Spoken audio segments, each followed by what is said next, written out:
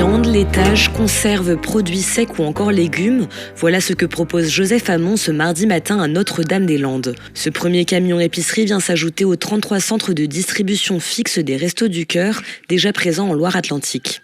On a la possibilité de fournir à peu près 600 repas sur une journée. Ce centre nous permet d'avoir exactement les mêmes services que nous avons dans un centre fixe habituel. Toutes nos références sont là. Blain, Éric, Herbignac, Saint-Joachim et Notre-Dame-des-Landes. Chaque semaine, le camion itinérant fait étape dans 5 communes du département considérées comme des zones blanches, c'est-à-dire éloignées des autres points de distribution. Et pour faire fonctionner tous ces centres, 2000 bénévoles sont mobilisés en Loire-Atlantique, dont une trentaine sur cette épicerie ambulante.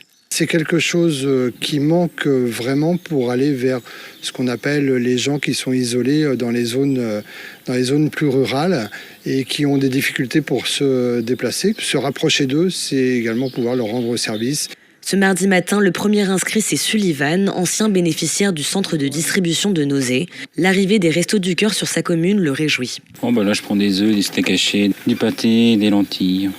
De quoi tenir la semaine. Pour nous, c'est plus près. Au lieu de faire des kilomètres à droite à gauche. Puis au moins, ça économise à chaque fois prendre une voiture.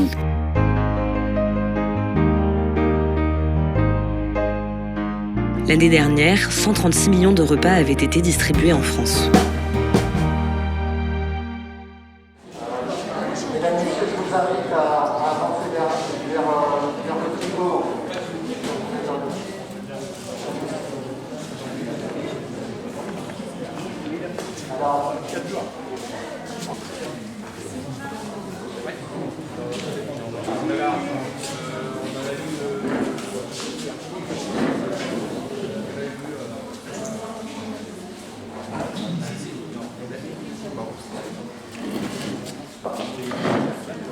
Là, c'est le moment pour vous souhaiter la bienvenue. Merci beaucoup à vous d'être là. Pour nous, c'est un moment fort puisque une grande réunion avec des bénévoles qui sont là pour fêter ce camion itinérant, qui tourne depuis 3 mois. C'est la première fois qu'on sacralise. Il me manque un personnage important, c'est le là. Tu viens avec moi. Je te cherchais dans une idée, vous disiez, ça y est, on a perdu le web. Votre présence, pour nous, c'est surtout, vous reconnaissez l'importance des restos d'abord, mais aussi de tous les bénévoles et des salariés des restos. Je le rappelle, nous sommes 2000 bénévoles. Alors, il n'y en a pas un plus qui a un plus grand grade que l'autre, on est tous bénévoles, il y en a qui prennent des responsabilités, parce qu'il en faut, puis il y en a d'autres qui les prendront derrière nous, mais c'est 2000 bénévoles, donc c'est une force vive, c'est pratiquement comme si on avait 200 salariés, si on compte en 39 heures semaine. Et puis plus de 20 salariés permanents, plus les salariés en insertion, qui sont au total en ce moment à une quarantaine. Donc merci. Vous avez vu, on a affiché Coluche partout parce que cette petite idée qu'il avait en 1985, où il ne pensait pas que ça allait durer, mais je pense qu'avec la Bélière, ça a été un des premiers qui se disait il faut peut-être aller vers les gens, il faut peut-être s'ouvrir et voir comment on peut les aider. Donc montrer le chemin pour aider à apporter une assistance bénévole aux personnes démunies, c'est notre mission, c'est la charte des Restos du Cœur, c'est la seule mission complètement désintéressée. Chaque semaine, en Loire-Atlantique, tous les bénévoles que vous voyez là et les 1500 que je salue parce qu'ils sont peut-être derrière leur poste, on a un direct sur YouTube grâce à Alain. Donc ceux qui sont dans le département et ailleurs et qui nous voient, bravo à vous. Donc grâce à eux, c'est 50 000 repas toutes les semaines qui sont servis dans le 44. Dans 33 centres fixes. On va parler du 34e. Alors ce 34e, avec la gouvernance, avec un groupe de réflexion, il y a un an, on savait qu'il y avait des zones blanches dans notre dispositif de centre. Donc les zones blanches, pour y aller, on a eu ce projet de monter un camion. Joseph, qui va prendre la parole après, vous expliquera exactement la genèse. On a mis 9 mois, c'est assez symbolique, avant de partir la première fois en tournée avec ce camion. Alors ces zones blanches, c'est vraiment aller vers les invisibles de la ruralité. C'est un terme qui n'est pas le moi, mais que j'ai beaucoup aimé, les invisibles de la ruralité. Et puis j'étais avec Romain Colucci il n'y a pas très longtemps, et lui dit, non seulement ils sont invisibles, mais on les entend pas. Ils ont des trop petites voix et ils ne se font pas assez entendre. Donc ce camion, il sert à ça, et il illustre bien l'allée vers. Alors l'allée vers, c'était une idée, parce qu'on en parle beaucoup, on fait des groupes de réflexion, je sais qu'on le fait nous aussi. Et puis en fait, voilà, c'est concret, ça roule, et c'est parti vers les gens qui avaient besoin de nous. Ce camion, on a souhaité faire du neuf, en fait. Ce qu'on voulait, c'est non pas bricoler un camion qu'on aura acheté peu, et qui tous les matins ne démarre pas, qui a des étagères qui tombent. Donc dès le début, on a dit, si on fait du neuf, il faut du financement, il va falloir aller le chercher, il va falloir se bouger. Mais faire du neuf, quand vous le voyez là, et quand on arrive dans une commune, en fait, je pense que ça prouve aux personnes qu'on accueille qu'on est digne, que eux sont dignes et qu'on doit leur amener du matériel neuf. Alors on n'est pas partout dans tous les centres encore avec du matériel qui soit digne des personnes qu'on accueille, donc on fait des efforts, on demande toujours aux municipalités de nous aider. Il y a des centres qui ont besoin d'être refaits. Quand je dis la dignité, mais c'est la dignité aussi de nous en tant qu'animateurs de cette association, c'est d'être digne de nos bénévoles, parce qu'ils passent énormément de temps, ils y amènent beaucoup de qualité dans leur travail. Donc quand on leur offre un outil comme celui-là, je pense que leur action elle est quand même plus simple et elle est quand même plus motivante. Donc c'est aussi être digne de nos bénévoles. Alors je disais, oui, effectivement, ça demande des moyens financiers.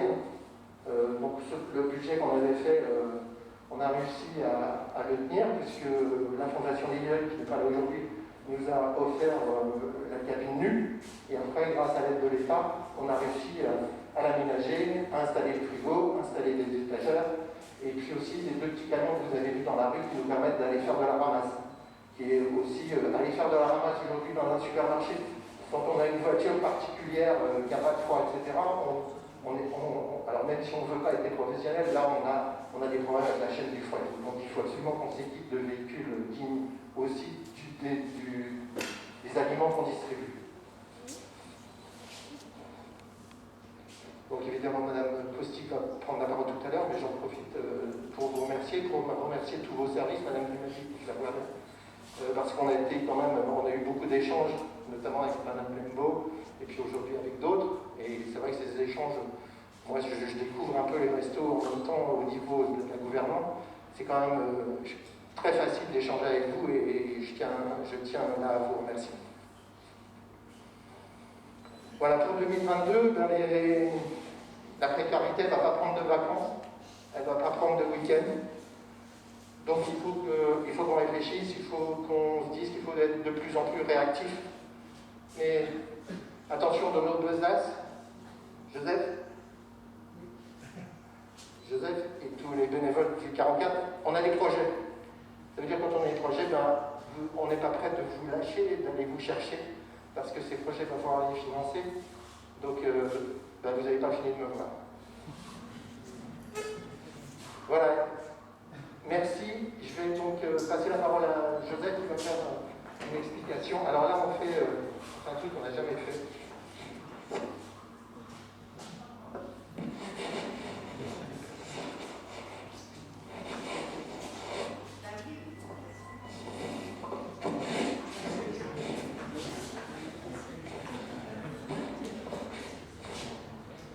Merci Jean-Michel et bonjour à tous. Pour ceux qui ne me connaissent pas, je suis Joseph Hamon et je suis responsable départemental adjoint en charge de tous les lieux d'accueil du public, c'est-à-dire les 34 centres de distribution, le réseau de la rue au logement et les chantiers d'insertion. Comme le disait Jean-Michel, il nous a fallu travailler pour définir les sites où nous allions aller les déplacer, avoir les moyens financiers pour avoir ce camion, ce site qui est notre base logistique qui nous permet de nous déplacer vers les différentes communes.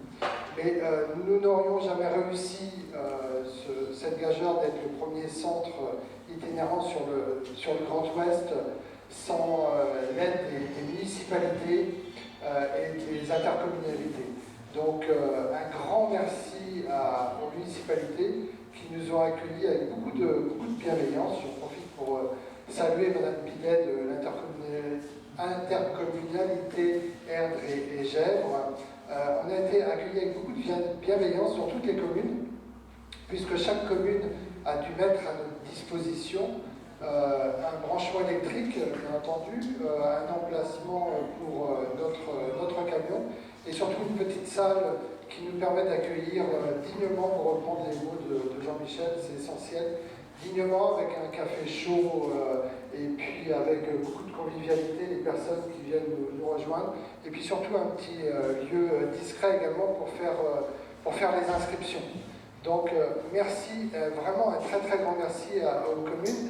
Nous avons démarré le 14 septembre par 4 communes, Notre-Dame-des-Landes et Éric, Saint-Joachim et Herbignac. Depuis 3 semaines, nous allons maintenant sur Blain. Sur Blain, on est accueilli par l'association ATRE, que je remercie chaleureusement. Et nous avons également démarré il y a 15 jours sur la ville de Casson. Donc nous sommes maintenant à 6 communes. Notre véhicule sort 3 jours par semaine et nous avons encore un peu de marge et nous envisageons, nous avons déjà des contacts avec d'autres municipalités pour aller vers d'autres personnes dans le besoin. Sur l'aide aux personnes en grande précarité, on n'est pas les seuls et il nous faut absolument être associés à d'autres. Et on essaye d'être le plus proche possible d'autres associations, d'autres structures locales. Je prends par exemple, j'ai parlé de l'ATRE qui nous accueille à Blain. Par exemple à Herbignac, nous avons un accord avec le vestiaire d'Herbignac qui nous fournit des vêtements pour les personnes démunies. Nous avons un projet également avec le collège d'Herbignac où tous les élèves vont faire des boîtes de Noël qui seront distribuées aux personnes démunies. Ça, c'est très très sympa de pouvoir travailler avec un collège. Et on a également d'autres liens, par exemple avec les jardins de proximité. La ville d'Herbignac met à notre disposition un terrain. Sur ce terrain, il y a des bénévoles qui cultivent des produits. Et ces produits sont amenés toutes les semaines sur notre centre de distribution itinérant, ce qui permet d'avoir des produits frais à distribuer à toutes les personnes que nous accueillons. Et c'est remarquable. Je voulais en profiter pour dire que les bénévoles, c'est essentiel dans cette activité-là aussi. Les bénévoles, c'est des journées difficiles sur il faut pas se leurrer, le centre itinérant, c'est pas une journée facile. C'est à 8h moins le quart, il faut être ici pour charger le camion. Après, il y a le trajet, il y a la journée au contact des personnes que nous accueillons. Il y a le retour, le nettoyage.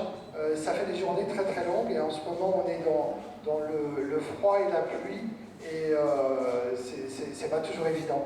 On a besoin d'autres bénévoles pour faire des rotations sur ce centre itinérant et pour pouvoir ouvrir une journée de plus prochainement. Donc si vous connaissez des personnes qui veulent nous rejoindre, ça sera avec plaisir.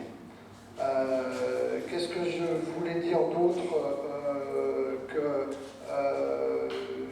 à ce stade, nous en sommes après 2 mois et demi d'activité, on accueille plus de 120 personnes, nous servons plus de 600 repas par semaine et toutes les semaines nous avons de nouvelles personnes qui viennent au centre de distribution. Donc preuve s'il en est du besoin essentiel de ce type d'aller vers en zone rurale, c'est vraiment très très important et peut-être qu'un jour on aura besoin d'un deuxième camion itinérant sur la Loire-Atlantique. En tout cas, actuellement, il est très très très utile.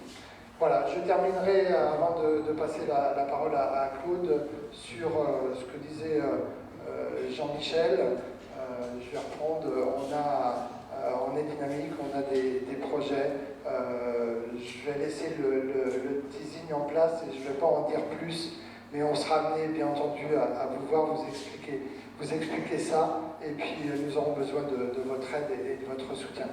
Merci beaucoup à tous. Bonne journée. Et je passe la parole à Claude Thomas, notre délégué régional.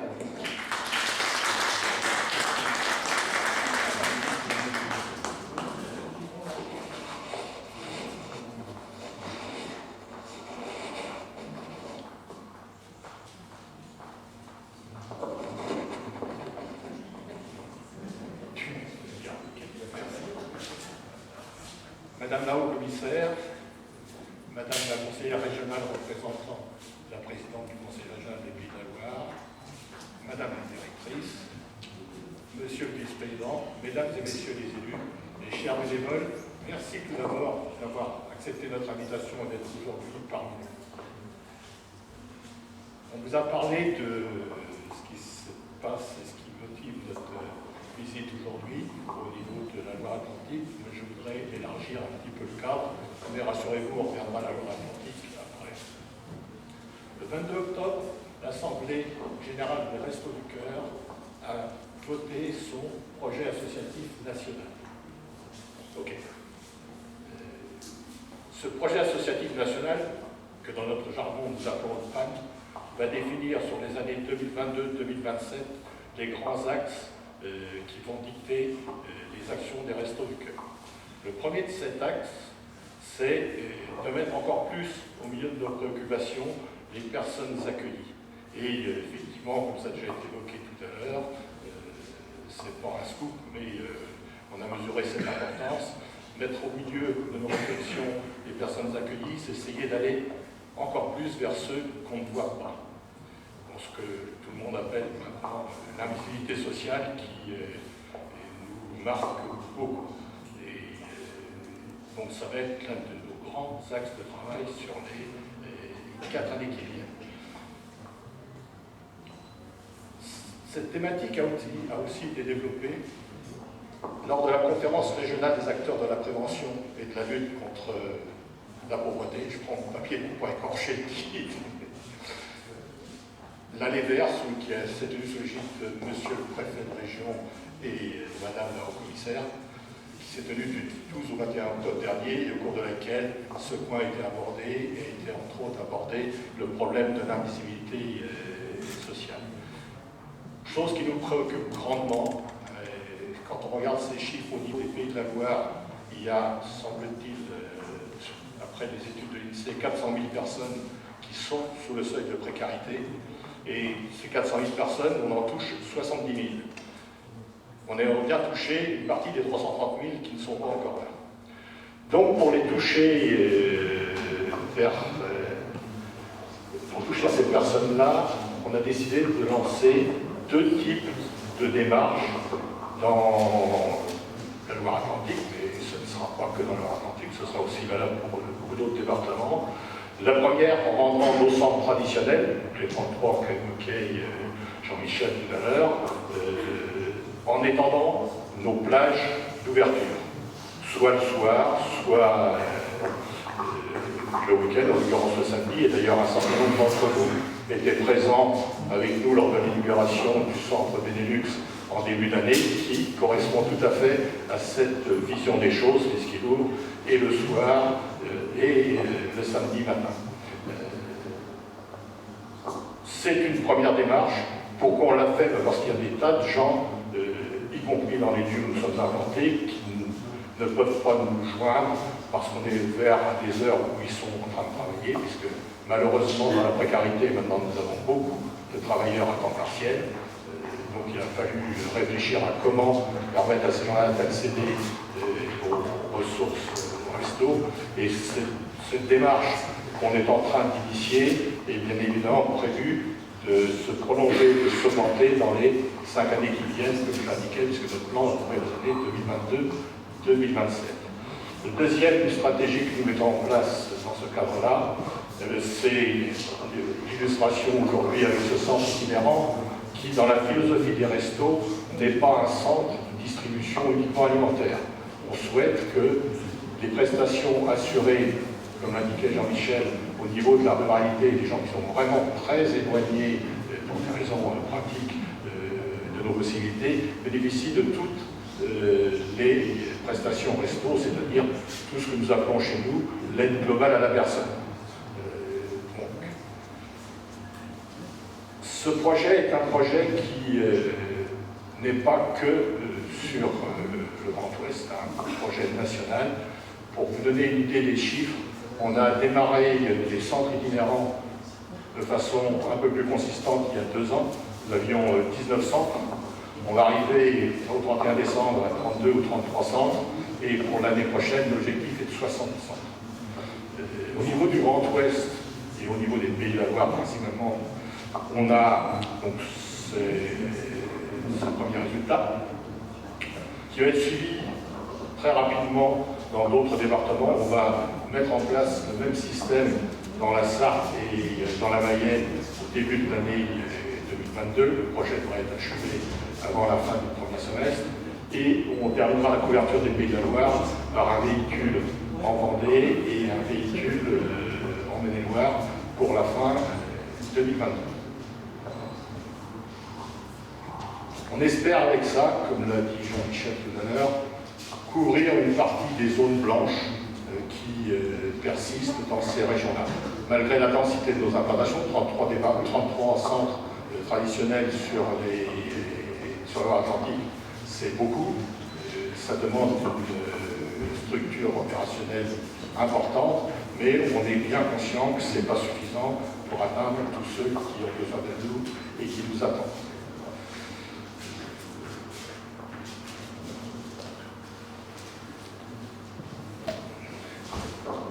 Je ne vais pas m'attarder plus longtemps, on vous a déjà beaucoup parlé des restos, et on va laisser la parole à certains de nos invités.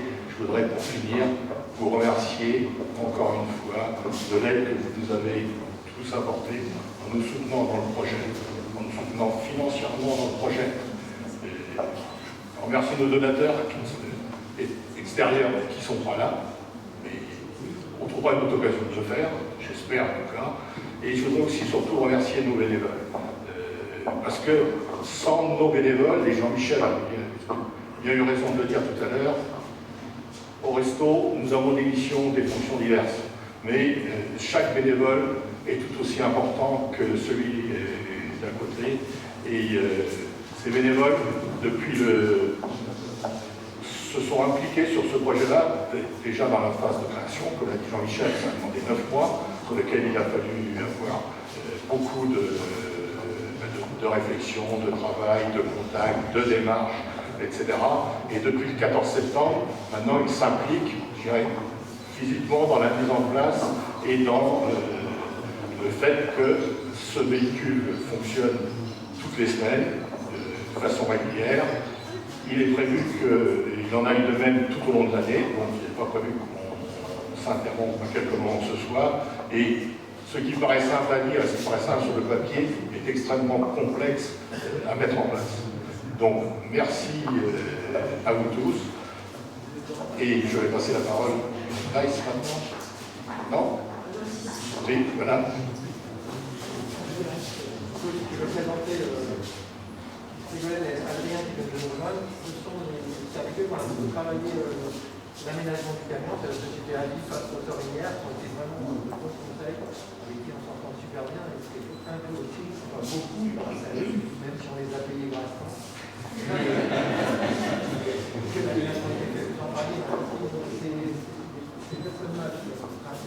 Et bien donc je me joins à Jean-Michel et je me joins aux remerciements que j'ai adressés à tout le monde. Donc merci de votre intervention. On a besoin de tout le monde pour construire cet édifice.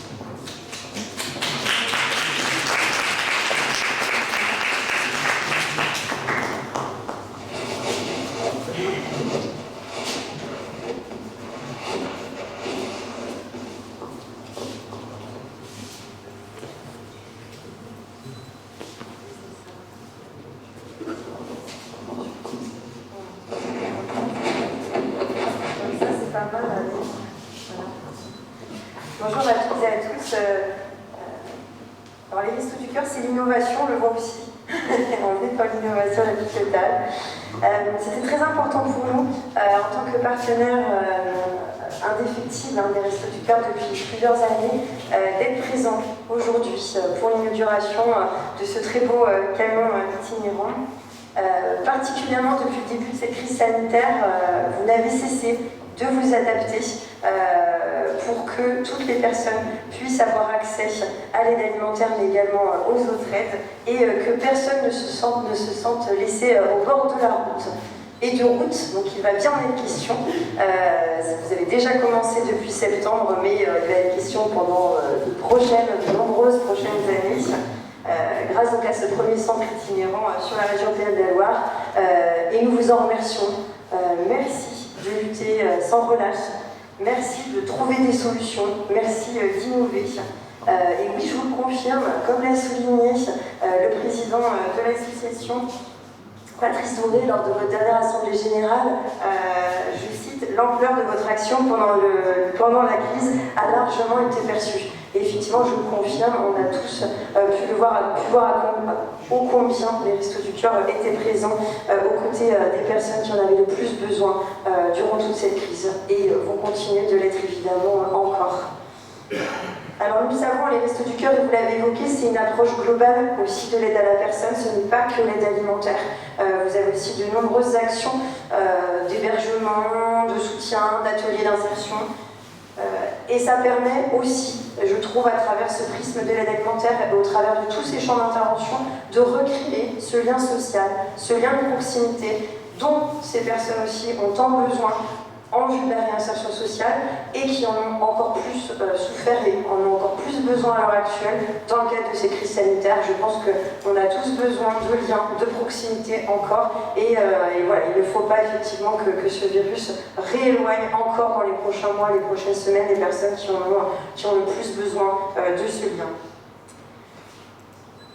Et c'est parce que les personnes qui en ont le plus besoin sont éloignées aussi des centres de distribution du département Loire-Atlantique et dans les prochaines zones, dans les prochains autres départements de la région Pays de la Loire, ils n'ont pas la possibilité de se déplacer, que nous saluons ce centre itinérant qui permet effectivement de couvrir ces zones blanches. Alors la notion est fondamentale, cette notion d'aller vers, elle nous est aussi très chère au Conseil régional, et donc je parle aussi au nom de Christelle Morancet, notre présidente. Voilà, cette notion d'aller vers et d'essaimer dans les territoires, c'est quelque chose de très important pour moi, pour nous. Là où l'aide sociale, effectivement, dans les zones blanches où l'aide sociale est parfois moins présente. Donc je tiens à vous dire que les liens de la région avec les Restos du Cœur sont et restent indéfectibles. Depuis le début de la crise sanitaire, nous avons soutenu le monde associatif, nous avons apporté d'énormes soutiens financiers en faveur de la précarité et aussi de la lutte contre les violences faites aux femmes, et nous continuerons de les soutenir. Alors je vais juste vous redire bravo et merci effectivement donc, à tous les acteurs de l'association départementale mais également régionale, et puis évidemment la Fédération nationale, puisque vous l'avez indiqué, c'est un projet qui va aussi mailler nationalement. Les salariés également, et surtout moi aussi j'ai envie d'avoir un énorme merci, un bravo pour les bénévoles, parce qu'effectivement sans vous, tous ces projets que nous avons d'aide alimentaire, mais aussi tous ces autres projets pour les personnes qui en ont plus besoin, sans vous bénévoles, nous pourrons difficilement les mettre en œuvre. Donc nous avons effectivement besoin de vous. Et donc je vous souhaite bonne route au volant de ce nouveau camion qui transporte tant de cœurs. Merci à vous.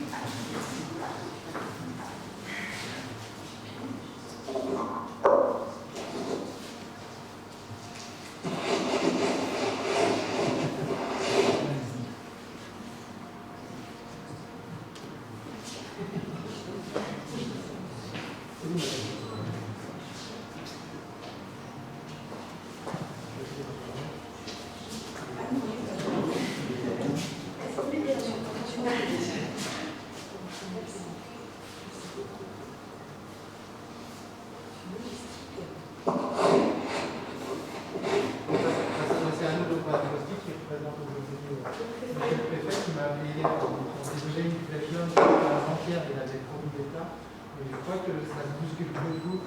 Donc on accepte ces excuses, il va promis de venir voir les bénévoles avant Noël. C'est un plaisir qu'on va l'accueillir. Exactement, c'est ce qui m'a chargé de vous dire qu'il viendrait effectivement entre Noël et le jour de l'an, je crois. Voilà. Donc, monsieur le délégué régional, monsieur le président des Restos du Cœur de Loire-Atlantique, monsieur le responsable adjoint de Loire-Atlantique, madame la directrice départementale de la DETS, chère Blondine, madame la conseillère régionale, monsieur le vice-président d'action sociale du conseil départemental, mesdames, messieurs les élus, mesdames, messieurs les bénévoles. Voilà, donc je vous prie effectivement d'excuser le préfet de région qui m'a confié, c'est un honneur pour moi de venir inaugurer ce camion du cœur. Donc je voulais redire un mot sur la crise, et dans votre dossier de financement et de subvention, évidemment, vous pointez que la crise a été un révélateur de la fracture alimentaire. Moi j'ai toujours en tête de dire qu'il y a eu 3 fractures pendant la crise. Il y a eu la fracture alimentaire, la fracture numérique et la fracture des liens.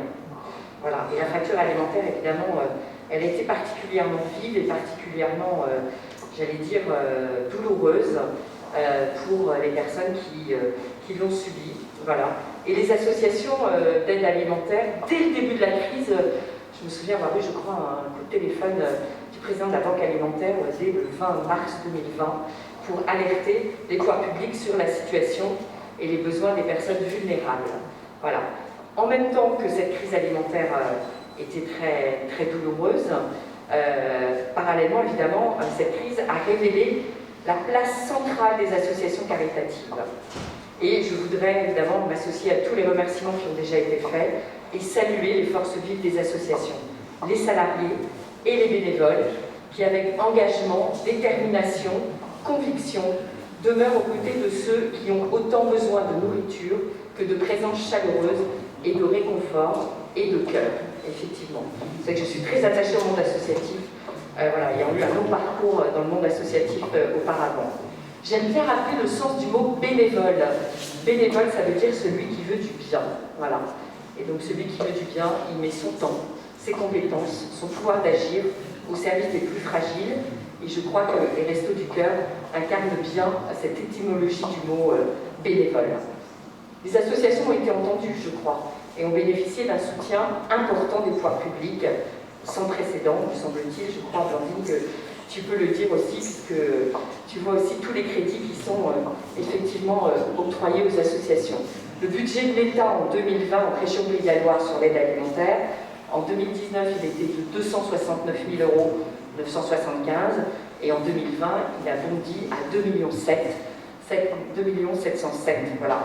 Plus 300 chèques services qui ont été 300 000 chèques services qui ont été distribués à 10 600 personnes sur le plan régional pour les personnes qui étaient hébergées à Bethel. Voilà. En 2021, les Restos du Cœur ont bénéficié d'une somme de 201 000, soit 24% de la dotation de la région sur l'aide alimentaire. Et à ces crédits exceptionnels, il y a eu bien entendu le plan de relance. Vous remettrez une petite plaque pour le plan de relance tout à l'heure, avec des crédits d'investissement et de fonctionnement. Il a permis de soutenir de nombreux projets sur tout le territoire ligérien, orientés notamment vers l'aide alimentaire, mais pas seulement. Les centres itinérants des Restos du Cœur ont bénéficié de ce crédit dans plusieurs départements. Et la ténacité de M. Thomas a bien été au rendez-vous pour aiguiller le sens de l'action. Dans chaque crise, et permettez-moi d'avoir un mot positif, il y a des difficultés, évidemment elles ont été majeures, mais il y a aussi des progrès et des bonnes pratiques qui se sont mises en place. Qu'est-ce qui a progressé pendant cette pandémie sur notre territoire? Je crois que ce que je retiens, c'est le dialogue. J'ai envie de soutenir plus particulièrement le dialogue entre les différentes parties prenantes. Au niveau local d'abord, et grâce à la directrice de la DETS, il y a eu des audios aides alimentaires qui se sont mis en place pratiquement dès le début de la crise et qui ont réuni l'ensemble des parties prenantes, l'État bien entendu, le conseil départemental, les CCAS, la CAF, la région, les associations bien entendu. Ces audios se poursuivent encore, je sais qu'il y en a encore une en janvier prochain. Elles permettent de coordonner l'offre, de faire remonter les difficultés. Il y a eu aussi un dialogue au niveau régional, porté par la DRAGES, en la personne de Thierry Péridi, qu'on a co-animé. C'était des réunions hebdomadaires, il y avait beaucoup d'associations avec toutes les têtes de réseaux associatives. Et là aussi, ça a permis de faire remonter les difficultés, la réalité sociale des personnes accompagnées. Je salue là l'assiduité, la ténacité de M. Thomas dans ces réunions. Les associations sont les aiguillons de l'action publique. Et les Restos du Cœur en sont un bel exemple. J'ai envie d'illustrer ça par trois égards. Vous avez donc observé les manques et les failles de la distribution d'aide alimentaire. Vous avez donc pointé les difficultés des populations qui vivent aux périphéries des distributions et vous avez imaginé une démarche d'aller vers, démarche à laquelle, vous le savez très bien, la stratégie de prévention et de lutte contre la pauvreté est très attentive. Voilà, et on l'a constaté dans les conférences de la stratégie début octobre, vous l'avez cité. Mais aller vers, c'est aussi aller vers pour faire venir les personnes. C'est pas aller vers pour les laisser dans leur solitude, c'est vraiment pour les faire venir vers le droit commun, vers les dispositifs, vers plus de liens sociaux. Voilà. Alors vous avez aussi, donc, à deuxième égard, vous avez vraiment été les aiguillons de l'action publique, vous avez ciblé les publics isolés, et votre action apporte autant de nourriture que de liens, et c'est bien là la plus-value de l'action associative. Et puis, troisième dimension que j'aurais envie de souligner, c'est que vous avez finalement combiné les financements. Vous avez combiné des financements publics, voilà, grâce au soutien de l'État, grâce au soutien des collectivités. Vous avez combiné des financements privés. Je crois que vous avez des partenaires privés importants, du bénévolat djihadiste, du salariat, le soutien des communes aussi, sur lesquelles l'itinérance se déploie. Et donc vous démontrez que la lutte contre la pauvreté est l'affaire de tous et que nul ne peut à lui seul prétendre lutter de manière isolée contre la pauvreté. C'est un phénomène trop compliqué pour ça. Et c'est vraiment la puissance publique qui doit être au rendez-vous. Voilà, et je voulais terminer mon propos en vous citant un peu les travaux qui se font au niveau national en ce moment. Donc le ministre de la Santé et des Solidarités, aux côtés du ministre chargé de l'Agriculture, de l'Alimentation et du Logement, a lancé le Comité national de coordination de la lutte contre la précarité alimentaire pour piloter donc le plan d'action pour la transformation de l'aide alimentaire et la lutte contre la précarité. Je sais que les Restos du Cœur sont associés au niveau national à ces travaux, et hier, pas plus tard qu'hier, il y avait une réunion autour de la question de la gouvernance. Voilà. Et j'ai insisté notamment sur aussi la participation des personnes. Au niveau départemental aussi, je sais que je souhaiterais vraiment qu'on puisse avoir dans les comités de suivi de l'aide alimentaire des personnes concernées. Évidemment, qui mieux que les personnes bénéficiaires peuvent parler, évoquer, faire remonter leurs propositions et aussi partager des décisions.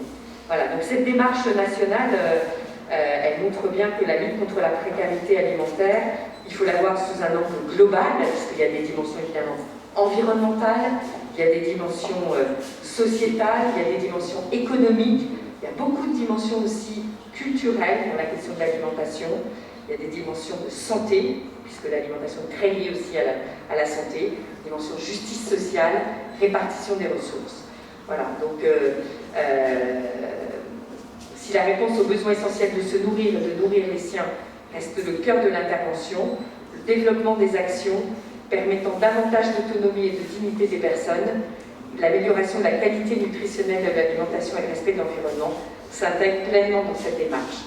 Ces travaux nationaux, je n'en doute pas, vont irriguer en fait ce qu'on est en train de mener aussi au niveau régional, et donc pour que toujours cette qualité de dialogue soit le plus possible au rendez-vous et permette d'avoir une action publique la plus ciblée. Juste un mot, parce qu'on en a parlé entre nous tout à l'heure sur la question de la mobilité. Parce qu'on voit bien qu'en fait, si on est obligé d'aller faire des démarches d'aller vers, c'est qu'il y a des problématiques de mobilité d'accès aux services publics, de mobilité d'accès à l'emploi, à l'insertion, voilà, tous les publics sont concernés. Voilà, je voulais vous dire que je suis très attentive à cette question-là. On est en train de faire une étude en ce moment avec le CEREMA pour un peu cartographier l'offre existante en termes de mobilité solidaire, aux côtés évidemment des départements, la région sera aussi associée, les communautés de communes, voilà. Ça me semble être essentiel la question de la mobilité dans la lutte contre la pauvreté, voilà, et pour qu'on puisse répondre à nos concitoyens de manière la plus adaptée. Merci beaucoup de cette inauguration et très heureuse d'avoir pu effectivement visiter ce camion. Merci.